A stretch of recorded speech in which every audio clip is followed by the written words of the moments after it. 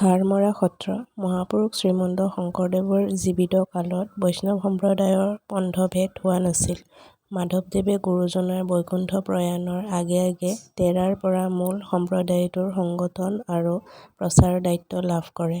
মাধৱদেৱৰ আজ্ঞাপৰ গুৰুসকল হ'ল জনিয়া সত্ৰৰ পুৰুষোত্তম ঠাকুৰ, বৰপেটাৰ মথুৰা দাস, বুঢ়াআটা, কালজৰা সত্ৰৰ গোপাল আটা, বদুলা সত্ৰৰ পদ্ম আটা, সুন্দৰীদিয়াৰ ৰামচৰণ ঠাকুৰ আটা, কুৰুৱাবাহীৰ বংশীগোপাল আৰু মাহৰা আৰু ঘাৰমৰাৰ যদুমণি। এইজনা বৰ বা সৰু যদুমণি দেৱ নহয়, আধলীয়া আধাৰ সত্ৰৰ যদুমণি দেৱহে।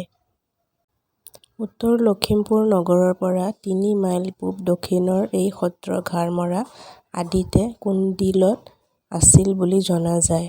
তাৰ পৰাই ই ডিব্ৰুগড় মহকুমাৰ চেঙাজান, তাৰ পিছত উত্তৰ লখিমপুৰৰ বৰদলনি মৌজাৰ বৰবিলাহত, তাৰ পিছত তাৰে মাছখোৱা মৌজাৰ ধেনুসনা নৈৰ পাৰৰ ঘাৰমৰা অঞ্চলত আৰু সৰ্বশেষত বৰ্তমান স্থানত বহে। যদুমণি ধৰ্মাচাৰ্যই দুগৰাকী বিয়া কৰায়। প্ৰথমগৰাকীৰ পুত্ৰ অচ্যুতানন্দ এওঁৱে ঘাৰমৰা সত্ৰ স্থাপন কৰে। দ্বিতীয়গৰাকী পুত্ৰ পূৰ্ণানন্দ, জগতানন্দ আৰু কমলাকান্ত। পূৰ্ণানন্দই পতিয়ৰী সত্ৰ, জগতানন্দই মাহৰাৰ অধিকাৰ হৈ দুখৰমুখ সত্ৰ স্থাপন কৰে। যদুমণিদেৱৰ কনিষ্ঠ পুত্ৰ কমলাকান্তই সৰু মাহৰা সত্ৰ স্থাপন কৰে।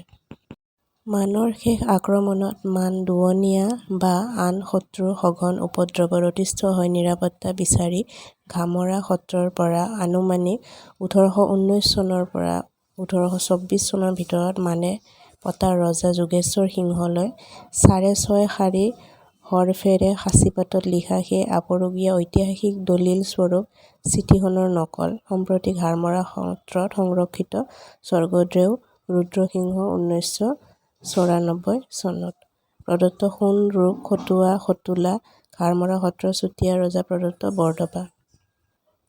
শ্ৰীমন্ত শংকৰদেৱৰ বৈকুণ্ঠ প্ৰয়াণৰ পাছত মাধৱদেৱে বংশীগোপালদেৱ যদুমণিদেৱক ধৰ্মপ্ৰচাৰৰ বাবে পূবলৈ পঠায়।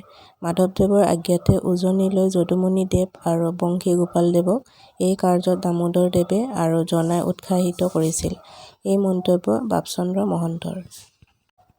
খ্ৰীষ্টীয় ত্ৰয়োদশ শতিকাতে চুতীয়া ৰজাৰ পৃষ্ঠপোষকতা কুন্দিলত প্ৰথমে স্থাপিত বুলি কোৱা এই ঘাৰমৰা সত্ৰত ১৩৮৫ শকত চুতীয়া ৰজা সত্যনাৰায়ণে দান দিয়া ১৫ খেৰ ওজনৰ কাৰুকাৰ্যখচিত লিপিযুক্ত অষ্টধাতুৰ এটা প্ৰকাণ্ড ঘণ্টা, সোণ ৰূপ খটোলা খটুৱা ভুৱনমোহন বিগ্ৰহ আদি বহুতো অতি প্ৰাচীন সম্পদ সুন্দৰভাৱে সংৰক্ষিত হৈ আছে। এই ঐতিহ্যমণ্ডিত সত্ৰখনৰ বৰ্তমানৰ অশীতিপৰ অধিকাৰ শ্ৰী দয়াকৃষ্ণ গোস্বামী জ্ঞানী, গুণী দানবীৰ আৰু বিশিষ্ট সমাজসেৱক। অসম-অৰুণাচল সীমান্তৰ বিভিন্ন জনগোষ্ঠীয় লোকৰ মাজত আৰু চাহ বনুৱাৰ মাজত বৈষ্ণৱ ধৰ্ম প্ৰচাৰ কৰাটো তেখেতৰ কম কৃতিত্ব নহয়। এই উদ্দেশ্য সফল কৰি তুলিবলৈকে তেখেতে চিলাপথাৰৰ ওচৰ লিকাবালিত আৰু লখিমপুৰৰ চিৰাজুলিত ২খন শাখা সত্ৰ পাতি চাহ বাগিচাৰ বনোৱা আৰু অৰুণাচলৰ বিভিন্ন জনগোষ্ঠীৰ মাজত বৈষ্ণৱ ধৰ্ম প্ৰচাৰ কৰি আছে।